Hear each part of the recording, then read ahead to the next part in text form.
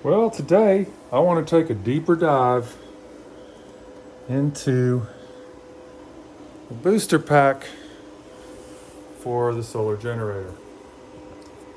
And I'd like to explain a couple of things about it.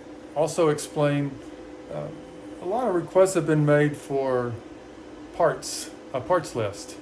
And I would like to supply that, but I don't want to supply a parts list so that people will go out and order those parts until I have proven that those parts are not faulty. Um, some of those parts fail and have failed. I'm working on replacing one of those parts right now, and until I find out how that's going to play out, I don't really want to uh, supply a parts list that might mislead people and send them scurrying to buy parts. I've seen that happen before, and it would be embarrassing if I were to cause someone to spend money. The purpose of these videos is to help people uh, learn how to do things without making their own mistakes, and I can't do that if I just pick stuff and put it together and send you off to buy it, and then find out later that the charger blows up when you turn it up to its rated capacity. We'll talk about that. So let's get started. So, as with all the batteries that I make, I use solid bus bars, and I tap the bus bars with a 4mm screw to fasten the sensing leads for the BMS. I tap them in, screw and drill and tap them. Now, in this battery pack, it's a 4-cell, 4S prismatic battery pack.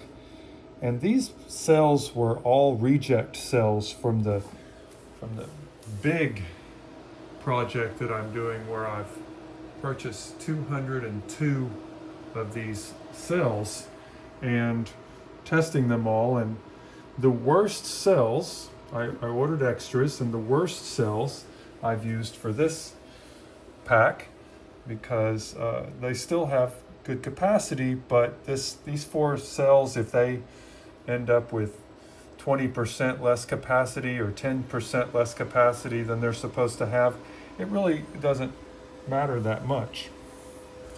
I just plan around it. So,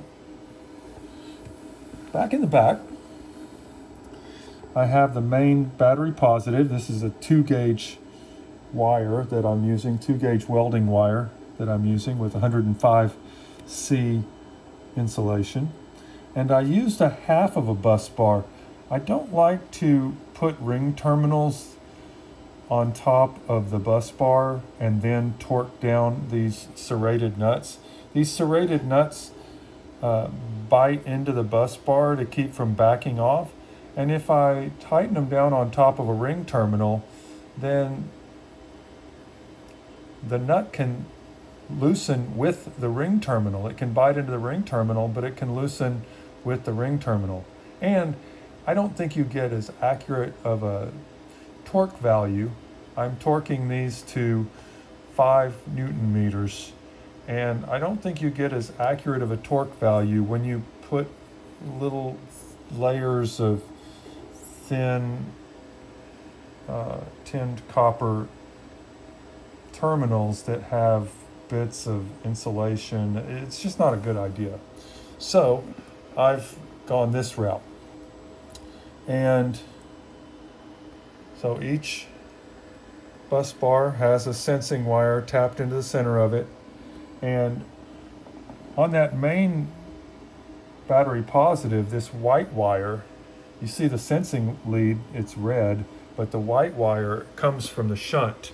The shunt needs a battery positive and battery negative sensing wire, and that's the one for the battery positive. And then over here, I have one for the battery negative, and I have the main battery negative sensing wire. I used And maybe I can show you a little bit. Yeah, I think you can see that. You can see there's some conductive carbon paste that I use to attach the bus, in between the bus bar and the battery terminal.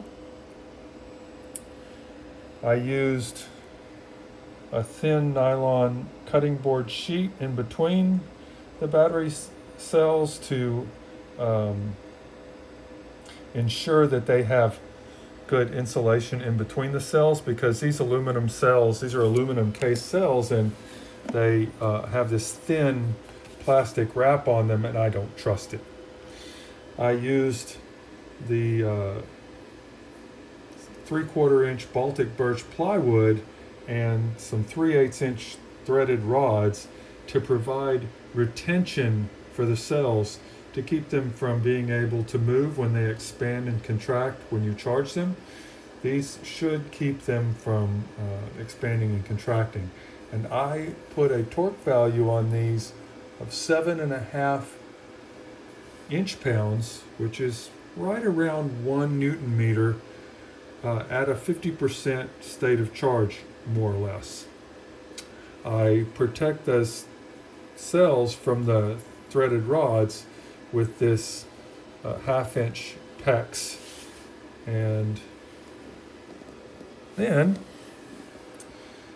you take the main battery positive, and that comes in, this is just a flashlight, giving a little light in here. That comes in to a 150 amp A&L fuse. This is just a 12 volt battery, and I am comfortable with an A&L 150 amp fuse for this battery. I would not do that on these big 48 volt batteries. There I'm using 200 amp Class T fuses. It's very important that we use the right fuse, because these can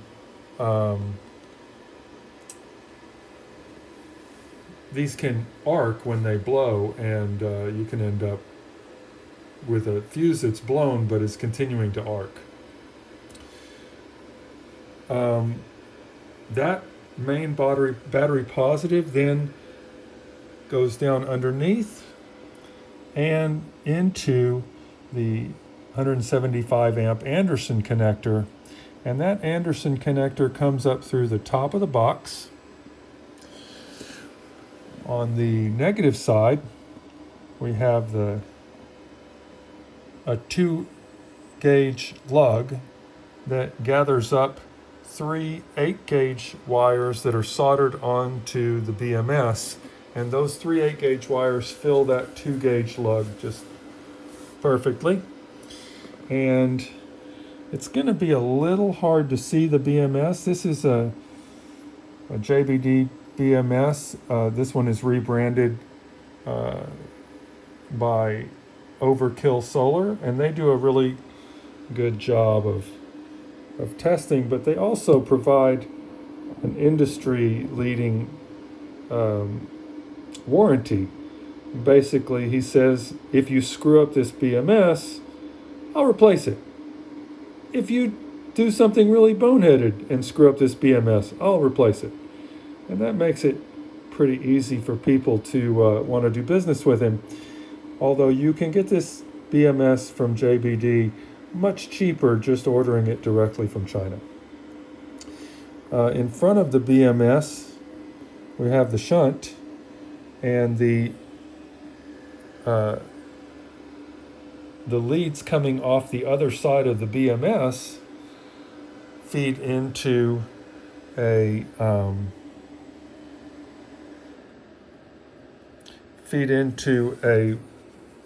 2 gauge wire that connects to the shunt. And then on the other side of that shunt is a 2 gauge wire that comes in and connects to the Anderson connector. We have on the back side, I skipped one little component. On the back side, where the main battery positive comes off of the fuse, there is a disconnect switch, and that disconnect switch is rated for 48 volts, and I think 250 amps, but I would not ever want to turn that switch off while there's a heavy load happening. And there's no reason to need to. You can turn the inverter off, that's all the heavy load, and anything on the other side of that switch is protected by that fuse. So there's no reason except making a mistake to want to turn that switch off. And that switch is small and compact and works well for this purpose. And this solar generator booster pack was built by me and for me, so I can make those decisions based on how I'm going to use the pack. And that switch is perfectly fine for the amperage it's going to run through it. But again, it is not designed to be turned off under load.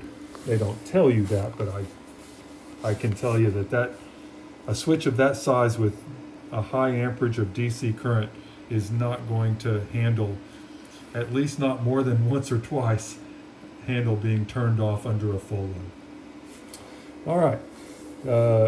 Shunt sends its signal up to this display, and this display, on top of that display, you'll see that little blue light. That's a Bluetooth module that comes off of the BMS and allows me to use my phone to set the parameters for the BMS and to also monitor the cells on the BMS. It's a very nice feature. And then over here on the outside is the display. It's at about 80% state of charge because it's not being used. And so I don't want to charge it up all the way when it's just in storage. That's the switch. Small, compact. Again, don't use it under load. All right. The shunt, last thing, the shunt is mounted, two things. The shunt is mounted on a bracket that I made, a little Z-shaped bracket that I made to hold it up off of the floor of the box. And then I did something similar with the BMS. To mount the BMS, I just took some thin perforated aluminum that I had, and I drilled holes in it and screwed it onto the back of the BMS with the screws that hold the BMS together. And then I used those 4 tabs, one at each corner, to secure the BMS to the inside of the box. One last thing. The power that goes to the main battery positive and supplies power to that display, I don't want a short to make that wire into a fuse. So I just installed an inline 2 amp, maybe you can see it, 2 amp fuse just with a couple of spade connectors, and then I used some 2-sided tape to secure it to the top of the box. And that will protect that thin wire that has a full connection to the battery, and in a short, it will melt if it didn't have that fuse. So important to fuse and protect every wire. Now, in the last video where I introduced this booster pack, I showed that the main solar generator is now sporting a 2000 watt inverter. And originally it had this 1000 watt inverter. And so now when these 2 units are separated, I can mount this 1000 watt inverter on top of this battery pack, and I can use this battery pack as a standalone just with this 1000 watt inverter. And it's as easy as turning on that switch, turning on the inverter, and I have 110 volt power, about 3.5 3.3 kilowatt hours of power was what I tested it with the, what I got out of it with the kilowatt that I hooked to it. So that's usable power. And then, so I mentioned that I had some equipment that failed. So this is the charger that for using shore power or grid power to charge the battery as one of the options for how we can charge these batteries. This is the charger that was in the solar generator. And it worked fine for me several times at 13.2 volts and 15 amps. It is rated at 30 amps or up to 14.6 volts, it's rated at 27 amps.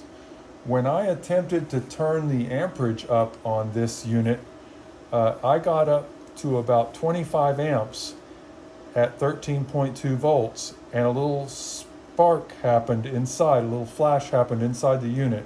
It must have blown some kind of internal fuse. And this this fuse is not user serviceable. I could service it, but when I talked to the seller, I got a lot of grief, spent about 5 or 6 communications trying to convince me that I had done something wrong. And when I sent him pictures of the unit and how it was connected, and sent him pictures of the unit that it was installed in, he decided that maybe I wasn't an idiot and knew what I was doing. And he eventually, after about a week and a half or 2 weeks of going back and forth, agreed to send me a replacement unit, and I had to pay for the shipping. So when that unit gets here, I'll install it and I'll test it with video, but I won't include something like this on an equipment list until I know that it's going to work. This was a unit that I paid $70 for on AliExpress and took many weeks to get to me, and I just don't want to give you a bum steer. Also, I've had no problems with this 1,000-watt inverter. But when I bought this 2,000-watt inverter, same company, same footprint but longer, from Amazon, the one that showed up immediately failed. Didn't ever work correctly at all. And I contacted Amazon, and they sent a return shipping label, and they had a replacement to me in 2 days. And this new one works great. I have had no problems with it, and I've stress tested it. I've used it at I haven't run 2,000 watts through it, but I have run 1,500 watts through it for a pretty good period of time, and I intend to stress test it to its limit, but I have not actually had it cut out on me in any of the testing I've done so far. So I must have gotten a bad unit. Hopefully this one is going to prove to be more reliable, but again, I'm not going to make those. I'm not going to make an equipment list with things when a lot of these components are coming from China. A lot of them are coming from Amazon. There's a lot of cost cutting that's done in trying to put these units together, because there's a lot of parts here, and if you just always order the most expensive parts, well, you know, I could put this all together with Victron parts, but very few people would build a do-it-yourself unit from all those expensive parts. If you've got the money to buy those expensive parts, you're probably not doing DIY anyway. Now, that doesn't mean that DIY people won't use Victron parts. They do, but a little project like this, they're going to just spend the extra thousands of dollars to get the most expensive and nicest unit on the market. This is different. We're trying to find the cost cutting parts that prove to be reliable. And so once these parts prove to be reliable, then I will put together a parts list. In the meantime, you can see what's in here, and it's not hard to figure out what I used, but I want to do a more complete video when I have proven all these parts and I've tested them all and made sure that none of them get warm. And I want to get the solar panels hooked to this and test this solar charge controller. And so there's still a lot of testing to do. These are wires that will reconnect to the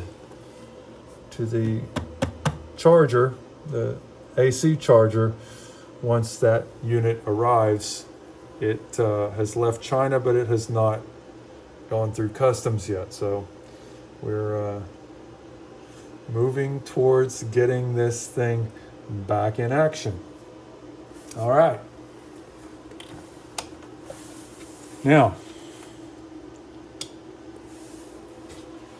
this unit, last thing, this unit easily disconnects, switches off. This easily disconnects with this Anderson connector, and these two screws have to be pulled. These two screws can stay. I tried to figure out an easier way to do it with no tools, but it's going to take a screwdriver currently to take this inverter on and off, because I only have 1/8 of an inch shim here, which is based on this shoulder of this Anderson connector. That's 1/8 of an inch above the surface. So these 1/8 inch shims make everything sit flat. And in that 1/8 of an inch, I can hide those screws, but I haven't been able to figure out a latching mechanism that can hide within 1/8 of an inch. It can be done, but I want something that's going to be secure. Just putting a little thin 1/16 inch tab of metal that rotates around isn't enough. I need something that's going to be able to latch into place, and trying to get that to work hasn't come into my brain yet. I might get something like that, or I might just always use a screwdriver. There's always a screwdriver nearby. So another thing somebody has mentioned is the risk of having these lugs exposed. Now, the manufacturer of this unit makes it where the lug for the positive and the lug for the negative are on opposite sides. But yes, a child could take a knife or fork or something and piece of wire and short across those two. And you can easily put a large shrink wrap on these. On the other hand, in this case, I like the convenience of being able to put a charger on here if I want to charge up this unit when it is separated from the other unit, because the other unit has the charging devices. So when it's on the other unit, it can charge from there. But when it's separate like this, I need to be able to clip on a charger, one of the power supplies that I have, to charge it up. So I had actually some shrink wrap on that before, and I took it off because I needed to be able to charge it. That's just a decision that you need to make based on your situation and how you're going to use the generator. So that's it for today. I just wanted to do a little deeper dive and answer some questions that have been asked on the channel, and appreciate your sticking with me, and really do appreciate all the comments and the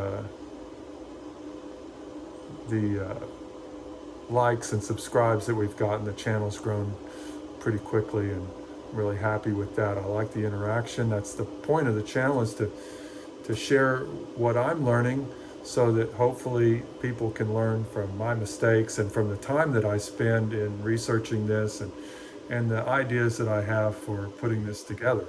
So appreciate your stopping by. Share this with people you think might be interested, and if you haven't already subscribed, please do so. It really helps. Thanks a lot. Have a good day.